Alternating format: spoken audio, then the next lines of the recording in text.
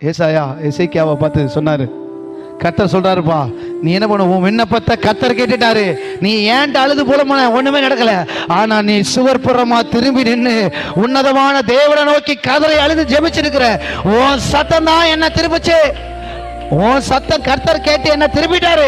என்ன திருப்பி வந்து கர்த்தர் அதே வாய் சொல்லு. இதுக்கு முன்னால சொன்ன அதே ஏசாயா மறுபடியும் சொல்றாரு, தம்பி உன்னோட விண்ணப்பத்தின் சத்தத்தை கர்த்தர் கேட்டாரு. அவர் சொல்றாரு, உன்னை அவர் குணமாக்குவாராம். இந்த வியாதி மரணத்துக்கு எதுவா இருக்குது, பிழைக்கவே மாட்டேன். கர்த்தரே சொல்லிட்டார் நீ பிழைக்க மாட்டேன். ஆனா மறுபடியும் கர்த்தர் சொல்றார், உன் ஜெபம் உனக்கு மறுபடியும் புதிய ஆயுசு நாட்களை கொடுத்துச்சு.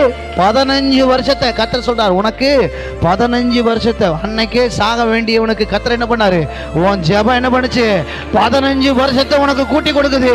நீ சாக மாட்ட, நீ பிழைச்சிருவ. கர்த்தர் சொல்றார், அவர் உன்னை குணமாக்குறாரு.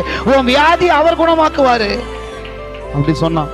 எசேக்கியா என்ன பண்ணுச்சு, அது மட்டும் இல்ல, இன்னொரு வாக்குத்தத்தம். ஹலோ, நீ 3வது நாள் கர்த்தருடைய ஆலயத்துக்கு போவ. ஆமென் சொல்லுங்க. என்ன சொன்னாரு, 3வது நாள்